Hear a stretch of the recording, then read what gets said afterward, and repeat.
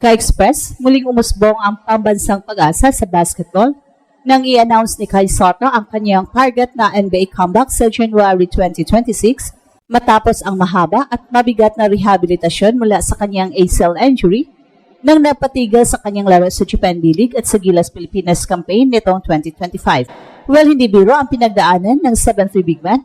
Itong January, nasugatan siya ng kanyang kaliwang tuhod sa isang laro para sa Koshigaya Alpha sa Japan B-League. Isang injury na agad nagputol sa kanyang promising season at nagtanggal sa kanya sa mga international commitments kasama ang Gilas sa FIBA qualifiers. Pero ang pinakahuli niyang update ay nagbigay ng bagong pag-asa, hindi lamang sa kanya, kundi sa buong Pinoy basketball community. Ayon sa coach at sa sariling pahayag mismo ni Kai, siya ay on track sa kanyang recovery at inaasahang babalik sa aksyon ngayong darating na January, halos isang taon pagkatapos ng kanyang injury. Ito ay malaking milestone sa kanyang re-entry plan, hindi lang para sa court time sa Japan B-League, kundi para sa mga opportunities na maaari niyang i-explore sa NBA o Summer League schedule sa susunod na season. Ang journey ni Kai patungo sa NBA ay matagal nang pinag-uusapan at sinusubaybayan. Bago pa man ang kanyang injury, siya ay napakita ng career best number sa Japan B-League, averaging near double-double production na nakakuha ng pansin mula sa mga scouts at analysts. At dagdag pa rito, ang mga solid performances niya para sa Gilas Pilipinas sa FIBA qualifiers, kung saan nagpakita siya ng interior dominance at versatility, ay nagpatibay sa paniniwala na kaya niyang mag-compete sa mas mataas na level. Ang ACL injury ay isang mabigat na setback at inamin mismo ni Kai na ito ay maaaring isa sa pinakamadilim na sandali ng kanyang career. Pero sa paglipas ng panahon, unti-unti niyang naibalik ang kanyang conditioning at ngayon ay muling nakikita sa court kahit pa ito ay non-contact training at specific rehab programs lamang muna. Kung matuloy ang kanyang target na pagbabalik ngayong January, ito ay perfect timing para sa susunod na NBA Summer League cycle o iba pang tryouts na maaring magdala sa kanya malapit sa NBA roster opportunities. Habang ang NBA dream ni Kai ay hindi pa formal na nag-announce bilang kontrata, ang pagbabalik niya sa competitive form ay isang malaking hakbang patungo sa posibilidad na makuha ang pansin ng mga NBA franchise. At para sa Gilas Pilipinas at mga maraming Pinoy fans, ang balitang ito ay hindi lamang pahayag tungkol sa physical comeback. Ito ay pag-usbong muli ng isang pangarap ngayong January na kanyang target ay simbolo ng resiliency, determination at patuloy na pagtataas ng antas ng basketball career ni Kai.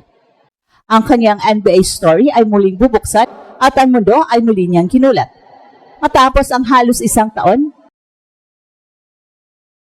nakatahimikan at matinding pag-antay, unti-unti nang nabubuo ang pinakahinihintay na comeback story ni Kai, isang kabanatang maaaring muling magbukas ng kanyang NBA dream pagsapit sa January 2026. Para sa maraming Pinoy, ito ay hindi lang balita tungkol sa injury recovery. Ito ay simbolo ng muling pagbangon ng isang pangarap na pansamantalang naputol pero hindi kailanman namatay.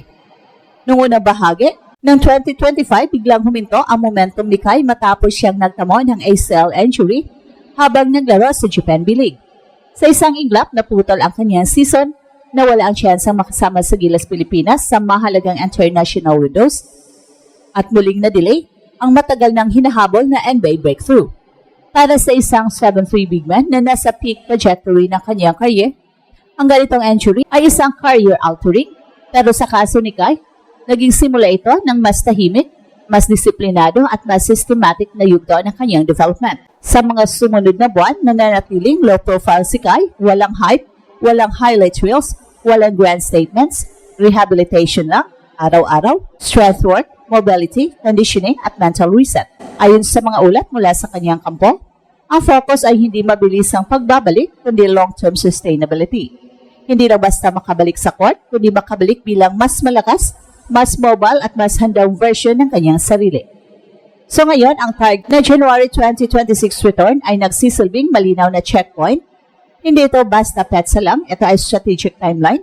Sakto ito sa window kung kailan maaaring muling makabalik si Kai sa full competitive action, magpakita ng consistency sa pro level at muling ilagay ang kanyang sarili sa radar ng international scouts. Sa basketball calendar, ang ganitong timing ay critical, lalo na kung ang long-term goal ay NBA Summer League invites training camp looks at two-way contract considerations. Mahalagang tandaan na bago ang injury, si Kai ay nasa isa sa pinakamahusay na stretches ng kanyang professional career. Sa Japan B-League, ipinakita ni Kai ang improvement sa rebounding instincts, rim protection at offensive decision-making. Hindi lang siya basta tall prospect, isa siyang functional modern big na kayang makipagsabayan sa physicality ng international game. Ang injury ang biglang pumreno sa progresong ito, pero hindi nito binura ang mga nakitang potensyal.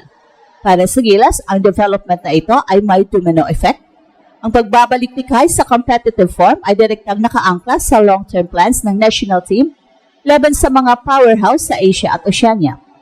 Pero sa puntong ito, malinaw na ang priority ay ang career longevity ni Kai, isang hakbang na mas mature kumpara sa mga naunang yugto ng kanyang journey. Ang sakit, ang duda at ang tanong kung babalik pa ba siya ay unti-unting napapalitan ng mga konkretong narrative, isang planado, disiplinado at realistic roadmap. Ang susunod na tanong ngayon ay hindi kung babalik si Kai, kundi kung anong klaseng Kai Sotto ang babalik pagsapit sa 2026. At habang papalapit ang target na January comeback, mas nagiging malinaw ang mas malaking larawan sa likod ng pagbabalik ni Kai. Hindi na ito simpleng return from injury story. Ito ay isang strategic reset, isang yugto kung saan ang bawat galaw, bawat decision at bawat timing ay nakaangkla sa mas malaking layunin, buhayin muli ang NBA dream sa mas matibay na pundasyon. Isa sa pinakamahalagang aspeto ng rehabilitasyon ni Kai ay ang pagbabago ng narrative sa kanyang katawan.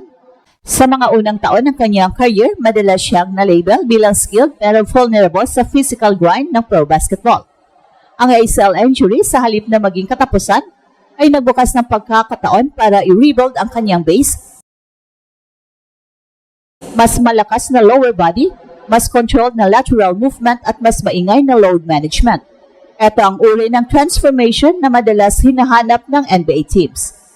Sa modernong NBA, ang 7-foot big man ay kailangang higit pa sa rim presence, kailangan niya ng mobility sa pick and roll defense, mabilis na decision making sa short roll, at kakayahang makipagpalitan ng assignments sa switches. Ito ang eksaktong mga areas na pinagtuunan ng pansin ni Kai sa kanyang rehab phase.